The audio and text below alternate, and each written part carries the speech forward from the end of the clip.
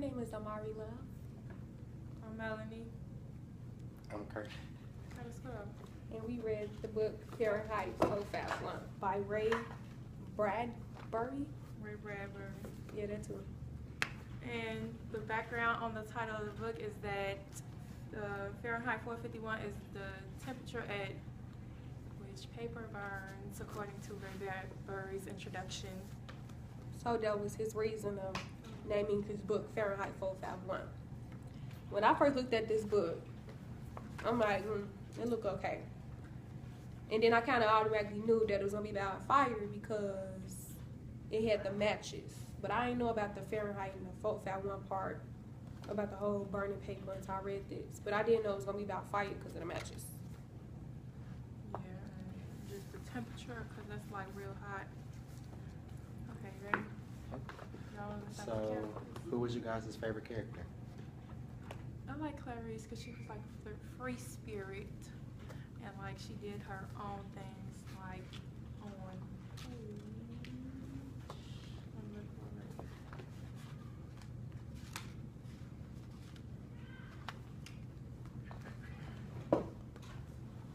Well, you could like go on page 6 at the bottom, and she was talking to Guy Montag, the main character, and when she says, "Well, doesn't this mean anything to you?" He tapped the numeral 451 stitched on his charred-colored sleeve. "Yes," she whispered. She increased her pace. "Have you ever watched the jet cars racing on the boulevards down the highway?" "You're changing the subject." She's just like going on her own, like she's not thinking about what she really saying. She just speaking and doing what she wanted to do. I agree. I liked it, Clarice, so she was my favorite. She was different, and she just went with the flow, even if the flow wasn't the flow. Like, she just was free-spirited. But I got another textual evidence.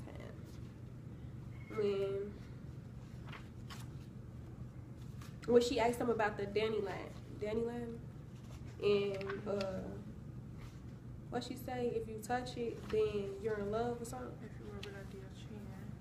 Oh, you're right. If you rub it under your chin, then it means you're in love. Nobody would ever think about that except for page 18 and 19. What page?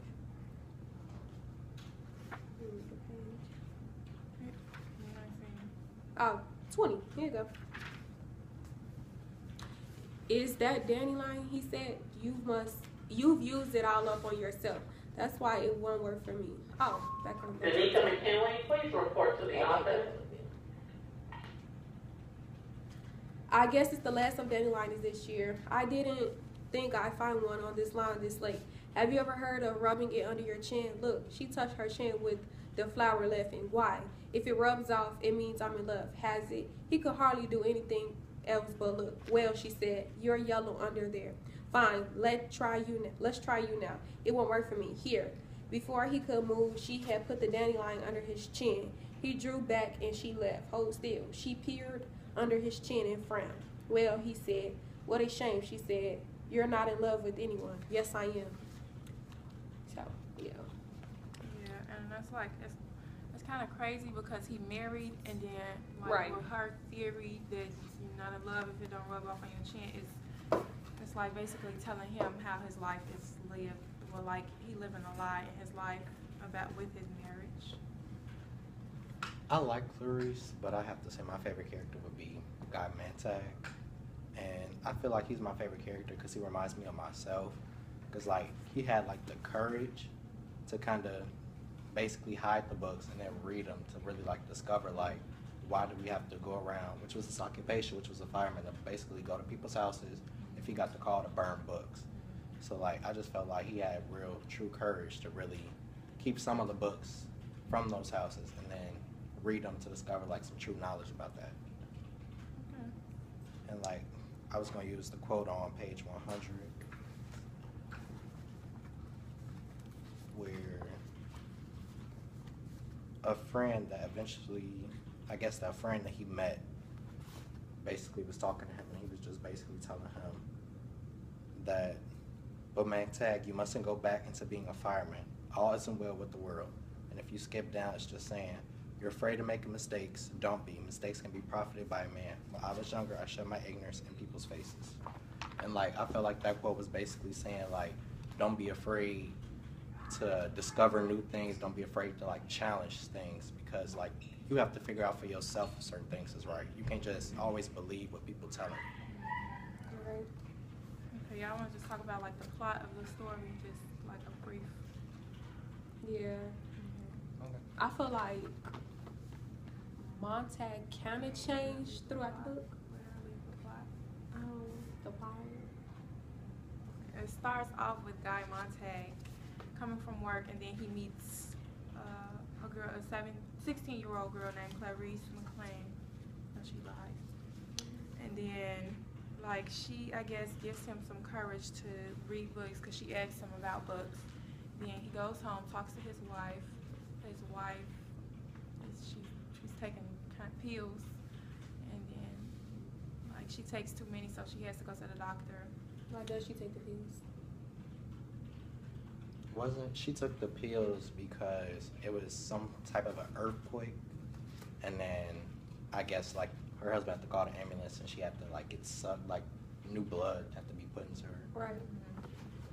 And then after that, they go home and just they carry on life. Then they get a call.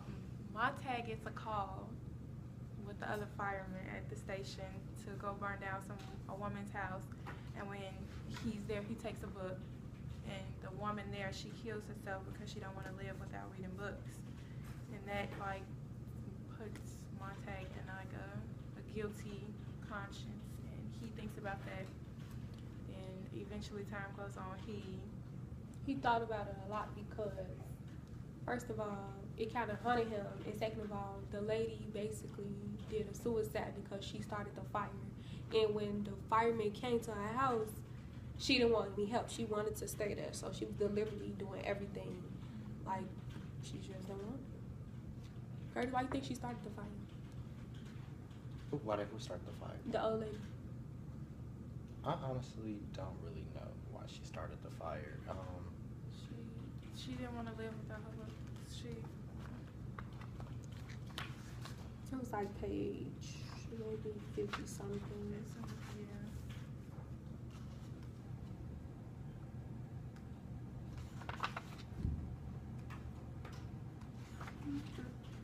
It was because I know his wife talked about it.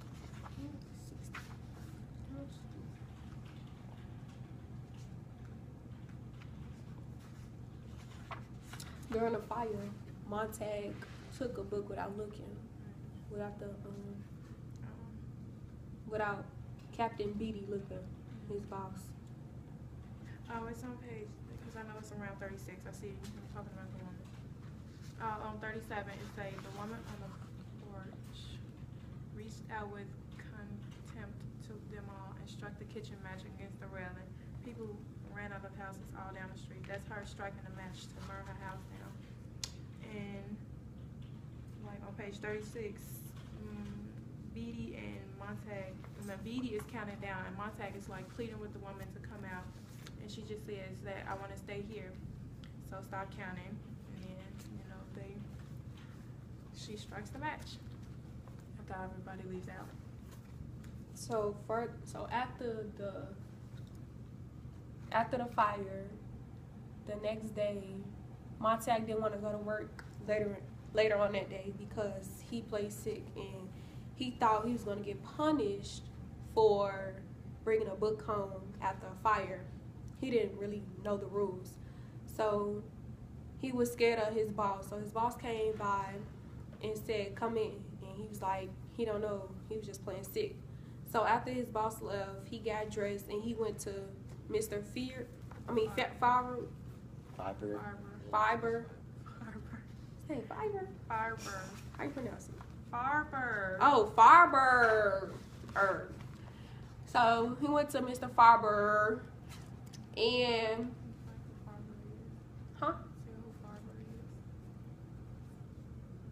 Farber is a professor that Montag meets some years ago that talk to him about books, even though they really weren't supposed to talk about them. And like, I guess Montag remembered because he knew that he was one of the few people that actually enjoyed books and was okay with reading them, and then didn't want to get in trouble with it.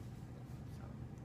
And then, like, it was interesting how Fiber, when Montag finally came to see Fiber, it was interesting how Fiber made a comment saying, like, I knew that you were basically going to be either interested in books or you're going to come basically burn my house down. Mm-hmm. Because you weren't really supposed to be so open about, yeah, I read books, because it was, like, illegal. But then Mr. Fiber, like, did he play dumb or he want Montag to come by his house before he called? Because remember, he called before he went to his house. He went up. He was either playing dumb over the phone. He didn't want to talk to him about it over the phone. That's what it was. Okay, so when he went to his house, they talked about it, and then they came up. Mr. Faber, and Montag came up with a plan to get Montag out of trouble because he had so many books after a fire. And what I was gonna say? Oh, they came up with a say. So he had an earpiece in, he had an earpiece in. So once Mr. Montag went back home, his wife had a party, and her friends discovered some of the books, and they called the chief, but the chief ignored their call. He didn't, like, her friends didn't discover the books. Because he read it off to Right, them. he read it off. Well, yeah, he read it out to them. It was like a little poem. So, like, why do you think, he read the books to them? Like, did he want them It to was see just something? like impulse. I think it was. Because he was on edge. He really wanted people to, like, be okay with books, like, not think of them as bad things. So he was just, like, just out of his mind. Not out of his mind, but, like, he was just an impulse thing. Just do this now and it'll be all right. But it eventually turned out to not be okay. I think he was trying to get him a little bit of knowledge of books, like That they're not that bad. right, just get him knowledge about other stuff. Because if you read, you learn new stuff. And books was kind of like a symbol in this book because the rule was if you got a book from a fire from a house that burned, then you were supposed to return the book the next day. And if you don't, then your house get burned down. So basically, you end up being homeless. So.